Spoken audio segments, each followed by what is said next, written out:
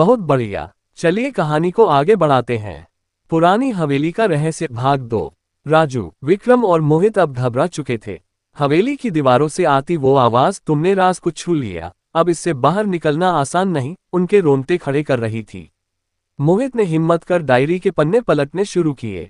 अगले पन्ने पर एक नक्शा बना था, हवेली का एक छिपा तहखाना जिसे किसी को कभी नहीं दिखाया गया था।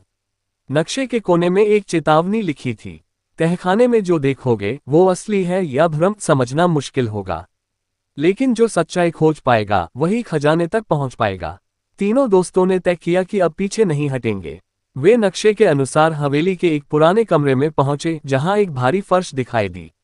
विक्रम ने उस फर्श पर जोर से पैर मारा, धम, और वहां एक गुप्त दरवाजा खुल गया। जैसे ही उन्होंने दरवाजा खोला, एक सीढ़ियों का रास्ता नीचे तहखाने में जाता दिखा। अजीब सी ठंडी हवा वहां से आ रही थी, जैसे कोई उन्हें नीचे बुला रहा हो।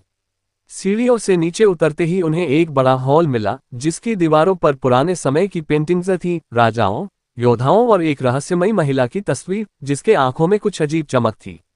अचानक दरवाजा अपने आप बंद हो गया और हॉल के बीचों बीच एक पत्थर की मूर्ति से आवाज आए, तुमने पहला दरवाजा पार कर लिया, अब दूसरा दरवाजा तुम्हारी सच्ची नीयत पर खुलेगा। अगर खजाना चाहिए तो एक बलिदान देना होगा। राजू ने पूछा, ये कैसा बलिदान?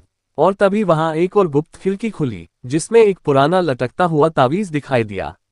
वह तावीज जैसे बोल रहा था, मुझे चुनो और राज हमेशा के लिए तुम्हारा हो जाएगा, लेकिन कीमत चुकानी पड़ेगी। अब सवाल ये था, क्या वे बलिदान देंगे?